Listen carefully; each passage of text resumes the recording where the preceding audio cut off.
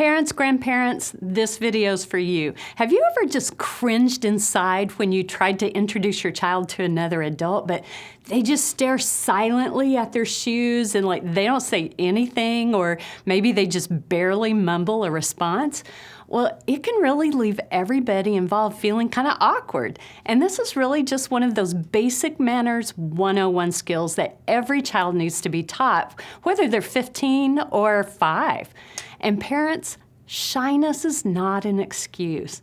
Now, there are going to be some kids that are extroverts and will talk your ears off, right? While other kids are truly introverts to the bone. But as parents, we can't allow shyness to become an excuse for rudeness. My good friend Susan Alexander is the mom of 5, and she's a grandmother of 21. And I love it because she says we can't let our kids off the hook. We may have to work a little harder and maybe a little longer with that shy child, but it's vital in raising them to become confident adults who can really reach out to make other people feel comfortable while they're also learning to become comfortable themselves in any kind of social situation.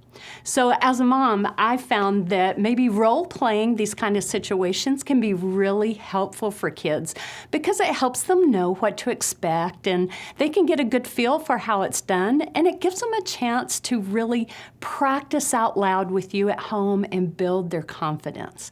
So when you're role-playing at home, it might sound something like this. You would say, "Mrs. Williams, I'd like you to meet my son, Michael. Michael, this is Mrs. Williams." Well, now at this point, you want to instruct your child to do these 3 things. First, you want them to look up at the adult in the eye and smile. And just explain to them that when they don't do that, it makes the other person feel kind of ignored and kind of unimportant. But when they do look them in the eye and smile, it really makes that other person feel accepted and a lot more welcomed.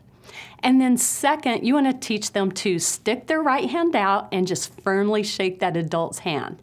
And parents, please teach them how to use a firm grip, because we all know that nothing is worse than that limp fish handshake, and even if that's coming from a 10-year-old, right?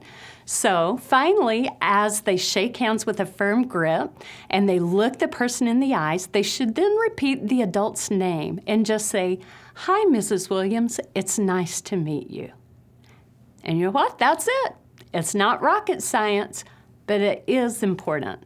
And then just practice this over and over at home, and especially right before you go into a social situation where they're likely to meet new people. Because by doing this, it's going to help your child build social skills that they are going to need the rest of their lives. They're going to be a lot more confident going into those social situations. And then finally, they're going to learn to take the focus off of themselves and to be other-centered. And really, that's a great practical lesson in learning to love your neighbor as yourself.